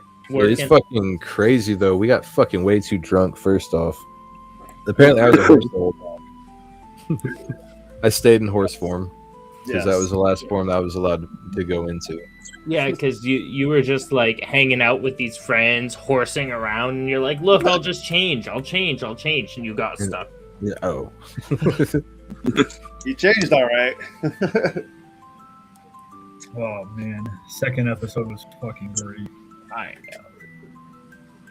Yeah, Matt, we want to talk about how you entered the whole up area. How'd you two feel? Wonderful characters. So for the second episode, I created a character called Tu Wang Chang, who in fact does have 2 wings and no fucking cojones, so to speak. So he's from Jest, and as far as I know, he was very good friends with Morak, and entering into the game from a place that I've already been, in game and probably in game more than once, and in real life, I was like, oh cool, I get to start this episode leaving prison. I wasn't too thrilled that I had to wear a magic necklace that made me feel like I was going to be strangled if I didn't fucking, do what I had to do. But I was like, well, it beats being stuck in a fucking cell. So Exactly. So, I was all about, trying to do mostly the right thing to re-earn my freedom. Like, I was all about not selling, friends. But then, we'll get to that part. Yeah, we will get to that part. The places you will go. I designed the character to bring the exact name of what we were doing, a one-shot of Chaotic Evol and, Chaotic D&D. So I already entered the session like, I'm going to cause as much fucking chaos as I possibly can. And, we'll talk about that afterwards. Absolutely. Absolutely. Yeah. So poor Marta, you know what I mean? Her bar is just getting destroyed again. Some of the red caps made it out again. She got hit and said, "Oh, poor is me, poor is me." Well, we found out some things about Marta, didn't we? Boy, I just didn't. Things just wasn't adding up. Had some questions about some previous payments to the king. Just so happened I was right place, right time with I Know Sure. In shape of Marta. Talked to, what was his name? Theron, yes, Theron. Piece of shit. He gave me some interesting information. So we proceeded to beat the flying fuck out of Marta.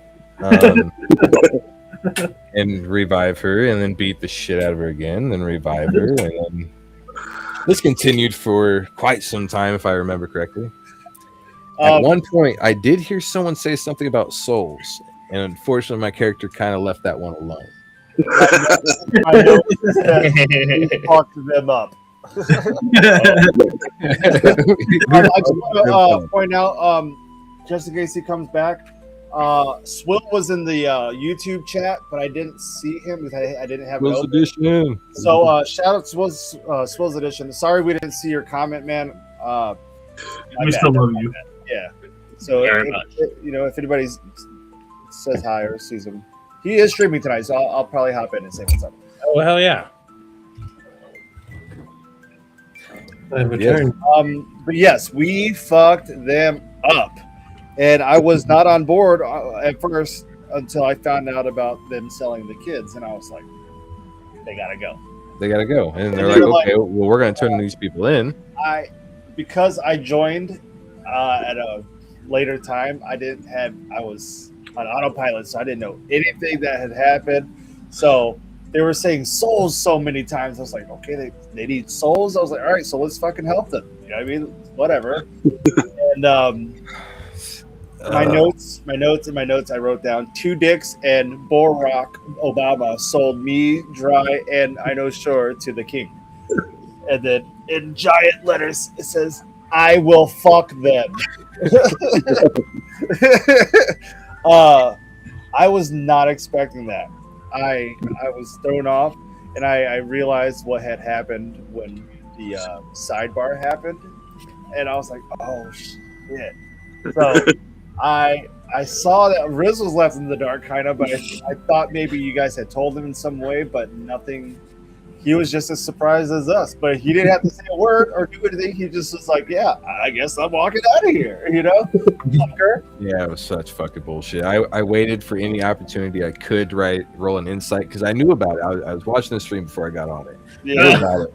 And I'm like, because he said, we're going to go find more souls. So, like, he didn't lie there. Because he's finding more souls still, you know what I mean? So there's no ways being deceptive. So like, yeah, I want more souls. Fuck yeah, because right now I'm in the shape of Thong, so I'm acting as Thong. You know what I mean? So like, if he's excited for chocolate, I'm excited for chocolate. Let's go get some chocolate.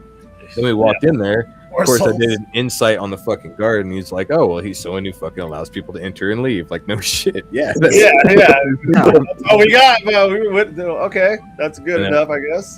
That failed the last one, and then as it's like, and I'm watching it like my character is dumb. He does not see it. You know what I mean? And it was such a good plot twist. It was so beautiful. Like, so when that moment hit you, Matt, like FatMatt, like when it hit you, were you just like, boom, this is the direction we're going right now? Or did you come in like ready when they said 5 souls originally, like, well, there's already 3, you know what I mean? Well, in all honesty, the original plan was like whenever we first started coming up to the tavern, we stopped at this little house and it had an elf woman and her 2 children. So the original plan was to grab, Martha and Darren, and then we were going to stop by and get those other 3. But y'all were just so willing and so graciously helping us. We figured, why pass the opportunity? Yeah, so on that, it was kind of like, I tried not to sell you guys. Like, I really tried not to sell you guys. But, when we got to the castle and, we were already past the first gate, I was like, yo, these guys are fucked. I was going to fight like, you. Like, it took me a second to realize what was happening myself as a character that was selling you. So I was totally out of the loop. I was like, yeah, we're back at the castle. We're turning in some souls. And because I had full intention of going and grabbing that lady and her 2 little asshole kids. Oh, man. Damn it, dude. Just for the record, I followed Marta in there. That bitch was dead. I was trying to like build the suspense on that moment. Like every time there was a gate closing, I was trying to tell it with the story elements, and I was like, "All right, you guys are just gonna rock with it. Let's lean into it." Then. Something I want to turn my attention back to though, because we kind of skipped over it, is when me and Barack Obama, for Christ's sakes. Fucking, when me and fucking Barack were coming into town and talking with the family was probably the highlight before I sold you guys. Like, me and him are sitting there like, hey, let's see if we can throw this fucking gift in the chimney before they come outside and see us. Oh yeah. Let's talk about that, Mr. Hookshot. That was a lot of. I rewatched that stream today. Yeah, same. That was hilarious. Hilarious. I just, I wanted to do something different. I wanted to fuck with the NPCs instead of, just fucking with characters. And, yeah, I wanted to fuck with NPCs that had nothing to do with the story whatsoever. And my main focus was to just, troll people. Because we're in the kingdom of Jest. Why the fuck not? It only seems like the right thing to do. So I feel like we trolled people very well. Very well. Yeah. Very well.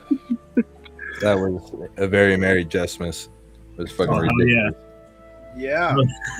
So from my perspective on that one, from like a DM's point of view, you made characters that weren't important all of a sudden have this kind of relevance. Because correct me if I'm wrong here, we're sitting in the kingdom of Jest. We sure are. Obviously, the DM can't give out much here, but from player's perspective, I'm just saying this character that wasn't important might have just kind of became important to the story in some way. Yeah. It's crazy how it just works out. For all the characters in the one shot for that exact reason.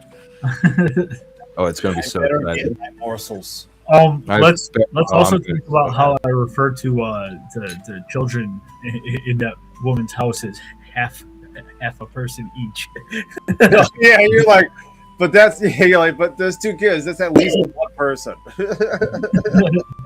Yeah. And then speaking of other 2 things, you're like, there's two thongs and two wings or whatever. Yeah, there's 4 wings. Yeah, that was great. That was an amazing fucking holiday stream. I didn't think it was going to be canonical, but I'm glad it became that way. That's how it's going to play out amazingly. I do have a couple questions for the other 3 that were in the party and that got sold. As it was happening, before you realized what actually happened, how did you feel about the situation going into the castle, and how did you feel about being led into a dungeon? The second my character could not say no on walking in to the fucking door. Like, I had no reason for my character to say no. I knew that my ass is about to get fucking sold, but I don't want to say anything out loud because, like, I like to keep the experience for everybody. You know what I mean? My character doesn't know, and it's bullshit. Because so as my character's walking in unknowingly, I'm like, dude, as soon as my character knows, I'm fucking someone up. Period. I'm turning into a giant toad, and I'm swallowing somebody. Period. This is where I'm at. And then he said what he said. Dude didn't catch it. He fucking opened the doors, let them out. My guy still didn't fucking catch it. And by the time I caught it, it was too fucking late. And it was just like, motherfuckers, because like I'm swallowing somebody, and Marta's here, so I'm swallowing that bitch. Evil. My reaction was so when I built my character, Thong is just a guy who just doesn't give a fuck about anything. You know, he just willy-nilly just goes about his day. Whatever happens. You know what I mean? There's no rhyme or reason.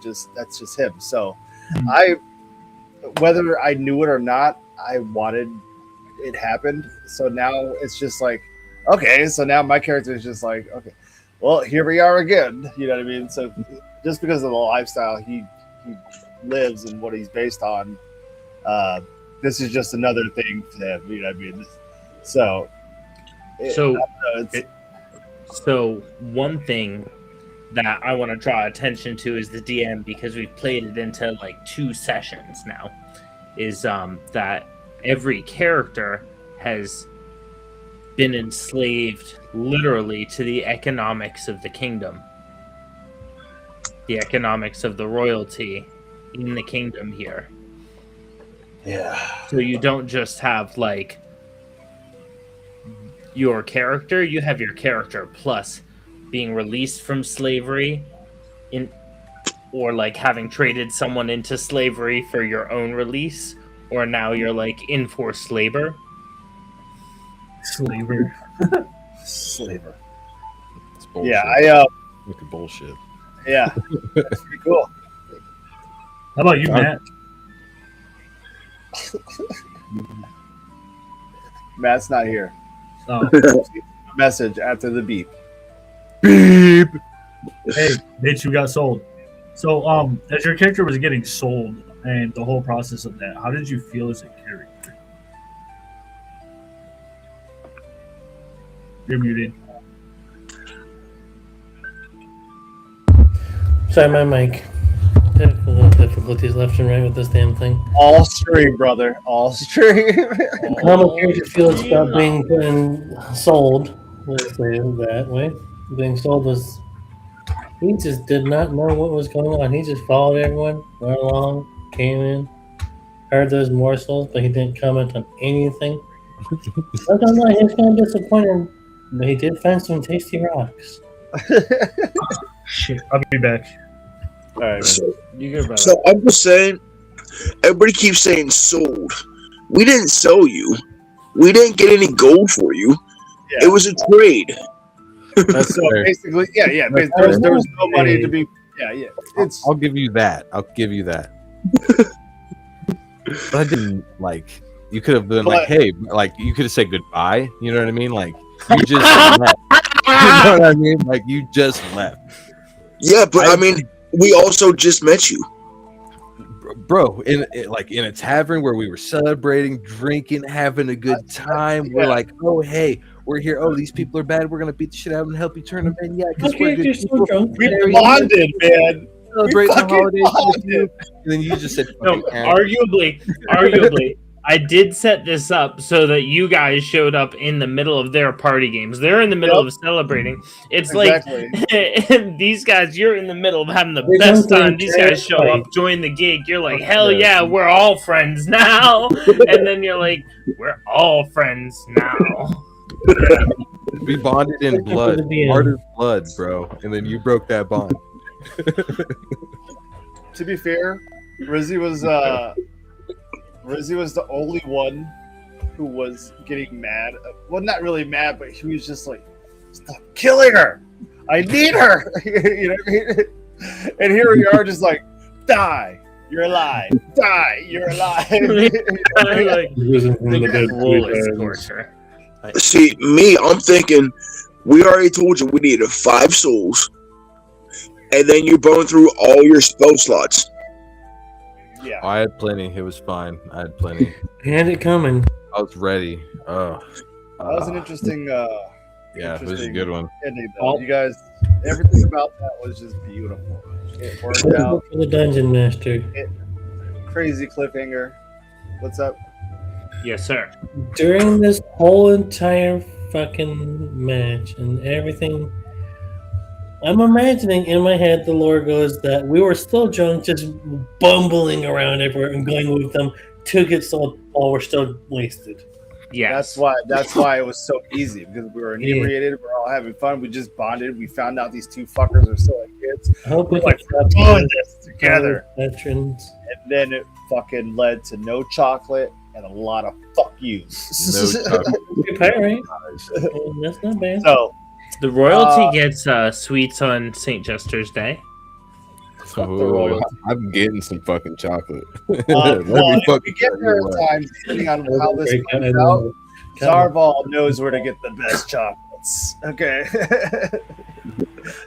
Oh, this is man. my city. The lore that's going into Jest is ridiculous, and I'm enjoying that it is growing in volume and magnitude, because it's this place that's forming with jungles and trees that stretch out of sight, and they're also well known for their chocolates and their coffees. They're morsels. They're morsels, dude. They're morsels. And the show up next stream with some morsels. Yeah. We'll be getting my chocolate. I do want to say though, real quick, Pirate Zac putting all this together, it's been phenomenal. The last 2 episodes that we covered, plus the 2 one-shots we covered, it's all been brilliant fucking writing and everything. It's quite beautiful, even to watch from the outside. And then everyone as characters, you guys have just fucking done so well, even being newcomers. We can't say this every fucking time though, but you guys are just doing fucking great. You know what I mean? Thank you. It's been a real pleasure doing all of this with you guys. Oh yeah, man. Everyone that's a part of Chaotic Evil has, found a place in my life. Yeah. And, it's very heartwarming, especially with, everybody going through their own shit in their personal lives. It's great to have a community that we could all just push all that aside and fucking do what we do best. And have fun for a few hours, escape. You know what I mean? Yeah, I love every aspect of it. So I appreciate each and every one of you. Yeah, for sure, for damn sure. So hold on, there is one question I want to ask Pirate Zac, and that is, how do you feel about nights like our second shot, the second one shot, where you might have the whole night written up, and pretty much anything that you had wrote was just thrown out the window? Oh, that's where the game is played. I feel okay, so the first part of the primer that I was talking about earlier, that's teaching your players how to play D&D. When Veluth came back in a couple of episodes in and had obviously gone in on his character's abilities, and he's using reactions and using his tone shape, and that's where I know I can start to build steam in my creative engine, because I don't have to be afraid that I'm going to kill the characters anymore. I taught them to survive the environment, and then I step up the stakes. So that's where I live, because sometimes I've got this story over here, but I know as a DM, sometimes people are just they want to be led by the nose, but you never know when that's going to break. And I've been DMing for 15, maybe 20 years. Yeah, I think I started when I was 16. So you never know when they're just gonna break that and be no, the story is over here. So sometimes you've got to build out to unnecessary proportions, or put a strong stake in the story. So to answer you in short, I fucking love it. It forces me to explore the world in a way that is it makes me build the world in a more reactive pattern. Like, your acting that way is way out of what I had written. However, it does dive directly into, you had one chance to make it out of here and not like slowly get choked to death or have to return to slavery yourself.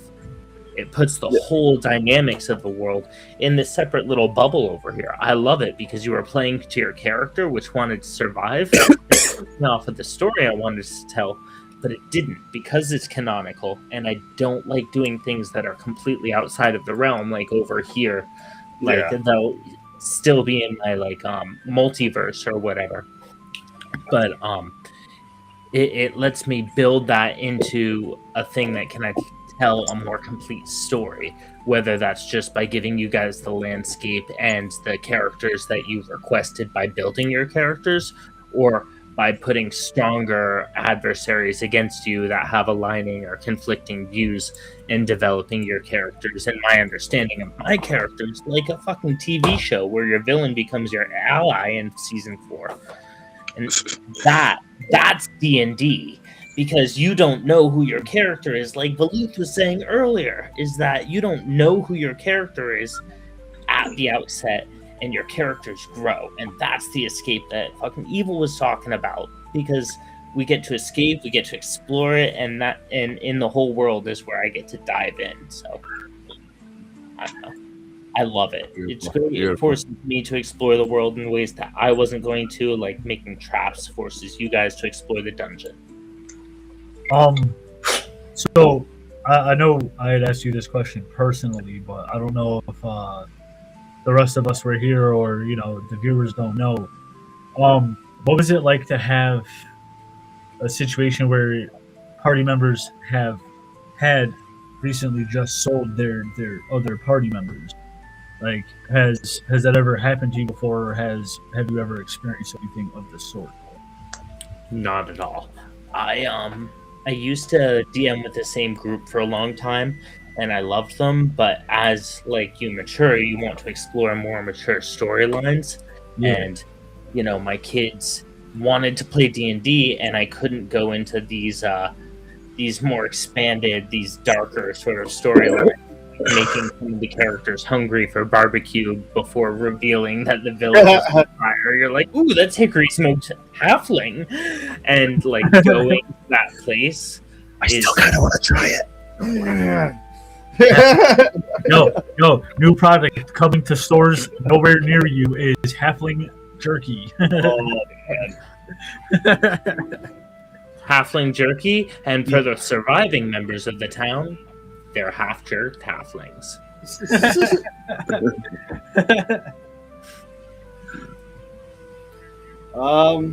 That brings us to the end of everything. We have covered 4 episodes in less than 2 hours. I think that's impressive. Yeah. I think we are we taking tomorrow off? Are we doing a one-shot? What's the goal for tomorrow, guys? I think everybody's ready to start. There's a lot of people who said they were ready to play again. So right, but we've got a couple who aren't going to attend, and I want to be like respectful to the new year and everyone's. Yeah. Considering Rizzy isn't going to be there, I don't want to go on without any of the main characters for the main battle, or the main quest. I'm open to a one shot. I don't know who's available. So, I want to kind of pitch the thing that is kind of on the table. Is we've had this campfire idea that I think should go to the person who's pitched it, and also, did you have anything in mind, Drake? I actually describe the thing and what the pitch is, because I'm not trying to steal your thunder. I'm just saying, like, hey man, this thing. Chaotic Evol presents campfire stories. So what we're going to do is we're going to have an older seasoned character tell some stories that they have lived or seen from their past, and we're going to actually share the DM spot from character to character as they tell a version of a story that their character had seen back in their past. So it's going to be really exciting. Hopefully there's going to be some comedy, some drama. You know what I mean? We're going to hit a lot of different points. I'm really excited for it. And it also gives everybody a chance to also sit in the DM seat for even just a quick one session to understand what Pirate Zac does. So it's going to be exciting. So we're going to see what comes out of it. I'm excited for that one. Super excited for it. And the other half is like, would you want to lead the charge? And is tomorrow too soon? Tomorrow I get off. Actually, I'm planned on the story, so I'm solid on my story. I wondered. I get off at 6:30. I can maybe be on 7:45, 8 o'clock. So it might be a late 7:30. You know what I mean? We could always start 7:30 and just bullshit a little bit until everybody joins. Yeah, pop in some promos, do what you got to do, and then yeah, absolutely. Or even start describing the character and whatnot. I do have stuff planned, so yeah, let's run it. Let's run it. I'm excited. I'm gonna make a character then. I'm so excited. Let's do it. Yeah. So yeah. are we gonna try to do just one campfire story per thing, or probably? Because I think that maybe would be depending on how long the battle is and whatever pre-existing thing we're gonna say. So, however, if like two people want to like intertwine a story together, you know what I mean, that'd be kind of neat. You know what I mean? Yeah, maybe you and PZ fucking clash real quick to come up with something, and then seeing how this goes, we can try to branch out to others. Say I got a decent enough session, and ultimately we can go as far as it takes us. I'm a chaotic DM anyway, so I don't write a whole lot. I think I have like 7 sentences for this whole thing. But it's fine. It's fine. Yeah, see no problems. Yeah, sometimes you know and you don't know and you know and it's weird. Yes. Yeah. It'll all go exactly where those 6 sentences take it. You know what I mean? And then it'll be beautiful. You'll see. It'll be beautiful. We got this. Just a second ago, 7 sentences. Makes me believe there's only 3 words written down. We've got 5 sentences, and we're going to play every single one of them. So 12 sentences written down. Okay, so want to try to get a head count for tomorrow then? Who's going to be around? I'm a 50-50. So that's 3, 4 and a half. 4.5. 4.5 for you, FatMatt. No, I got shit I got to do tomorrow night. Okay. And that's why that's why we're asking. I appreciate the offer. Yeah, Veluth. I think Chez is in. Sweet. If all goes as planned, I should probably be at Veluth's place to play some D&D tomorrow. So. Ooh, what level? 10. Level 10. Oh, really? Yeah. I'm not going to know what the fuck to do with myself. It's going to be so exciting. It's fine. It's fine. Jeez. All right, fine. so are you playing tomorrow, Dom? I will be late a little bit, but yes, I will be around. It's okay. Okay. Say the story I've planned, like it doesn't matter what time you get there. If you can get there, there's definitely a bunch of spots to add you in. So. Sweet. So nobody's gonna ask. Okay. Tell us. No. I mean, me personally, if I'm going to make a character, I like to know at least a little bit of the world I'm going to be entering. Oh, that makes sense. We keep it chaotic here, bro. What was that? What are you talking about? We're going to be entering a world of wonder and imagination. And, oh God! Get captivated by the flames of the campfire tomorrow. Okay, to be fair, I have been watching a lot of other D&D players, and some of the characters they create, I'm like, yo, this would be perfect. Like, I think I have a character for this already. So, I can't quit making characters right now. It's a problem. Yeah. It's weird, right? You're like in, Problem. you're all the way in for the characters. You're like, this character. Oh no, you go this way, and they have this whole motivation, and they do it. Like, and that's another thing. This kind of gives everybody a chance to explore different classes, different races, all that good shit, and explore D&D. You know what I mean? Because it may not be a character that you created last time that we're going to be playing this time, depending on whoever's story is leading and what kind of situation it's in. You know what I mean? So it's an interesting idea that we have, and I think it's just going to be really beautiful to see what everybody comes up with. I'm excited. But make sure you guys create a character if you haven't already. You said level 10. Is there anything we're starting off? Gold? Let me know. 2,000 gold, but let me know what it is. Like, because you're not... Dog, I'll let you know. I'll let you know. Yeah. You're worse than me. 2,000. I love it. We'll go from there. Okay. I got a lot in store for it, so I can't let too much go right now. Okay. Do you have anything we need to know? Like that we absolutely can't play D&D in this space without knowing? It's gonna get very chaotic tomorrow. Level 10, 2,000 gold.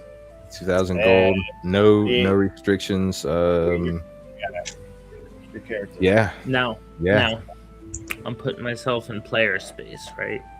And I do have the questions like, are there things that we can know in the range of, do we know each other at all, or can we create our character builds together?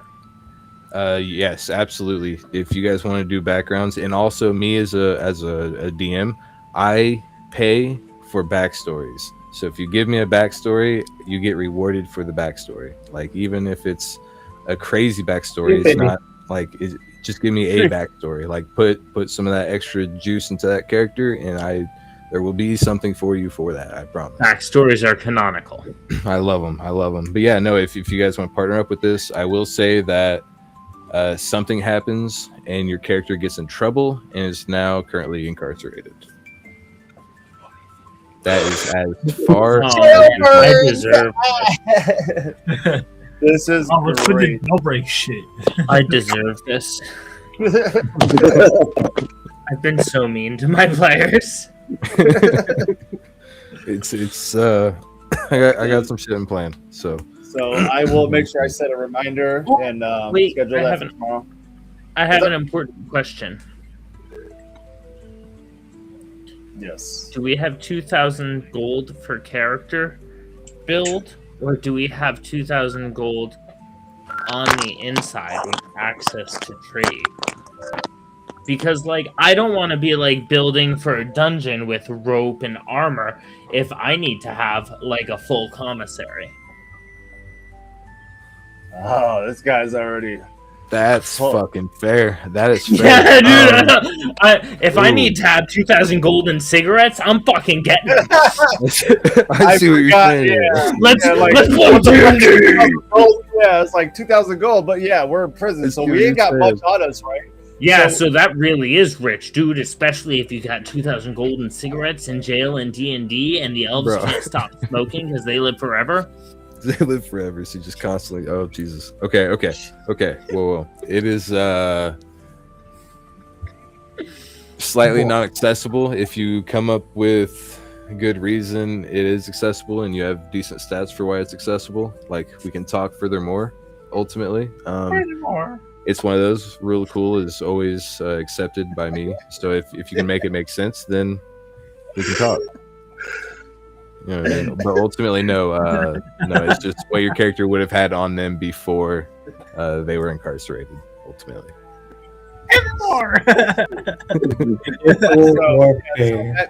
that in mind, make sure when we make our characters not to arm them. I'm guessing because we're in prison. I don't know. I'm not going to speak any further. Again, your character, whoever it was incarcerated. At that fuck point. y'all! I'm armed. Let's go. Just saying. I got a toothbrush and a razor. I do have to know though, PZ, is it shared world or am I making a separate world? I can send you my credentials. Like, it's cool. I trust you, Drake. No, I mean in the realm of D&D. Is it one of those where the old people that are talking around this campfire, they people that have lived in your Earth or whatever I don't know what your Earth is called. That's dark. That's legitimate. And you can think on it if you need to.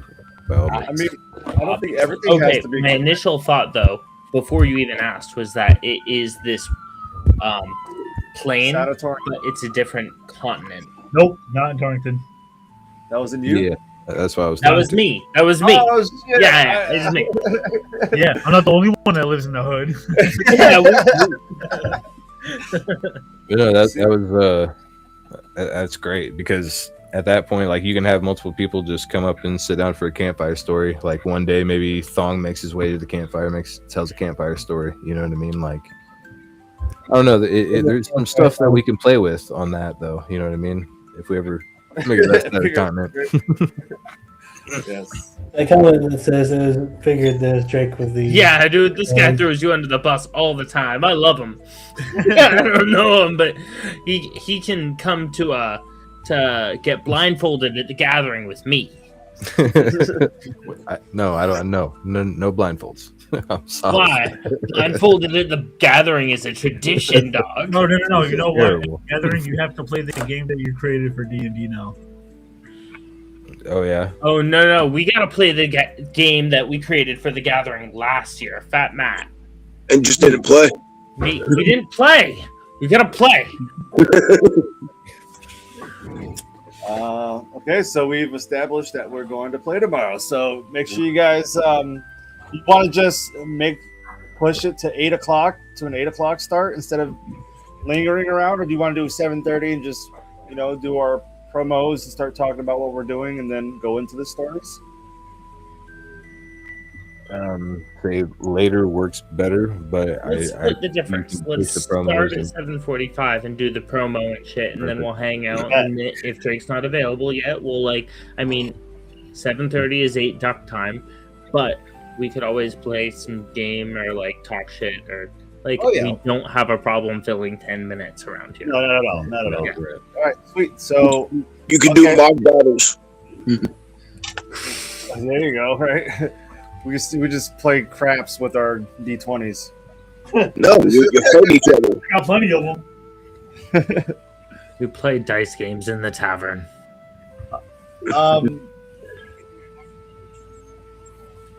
Yeah. So tomorrow 7:45. I'll schedule that then. Make sure that if you are watching or coming back to watch, that you like, share, subscribe, and follow. Yes. Don't forget to Karen Swallow, folks. And thank you so much for your constant support and for everybody watching tonight. Much love, man. We appreciate every one of you. Oh, hell yeah. And you know what we say around here. Oh, sorry. I was just saying we are currently in the runnings to try to get our affiliate. So yeah, thank you for everybody's support, and let's hope that we get there soon. Yeah. Last but not least. But of course, like we say around here, from all of us to all of you.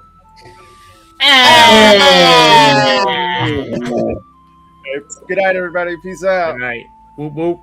Woo-woo. Spin that shit, bro. Yeah. Father didn't want me to leave the house, but I wanted to go up the mountain and see at least what the horses see. What do you mean by that? I could run in the pasture when I want. I could sleep when I want. I could graze when I wanted. Why would I leave? It wasn't until you and your adventurer friends came and offered me food that I realized how much more there was outside the stable. She's a fucking horse.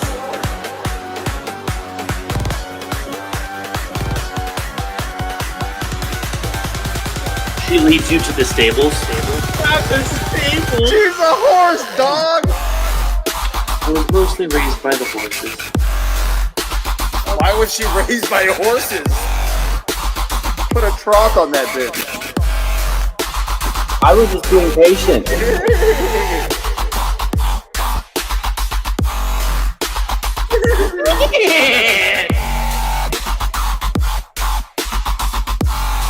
She's like the female Mowgli if she was raised by horses.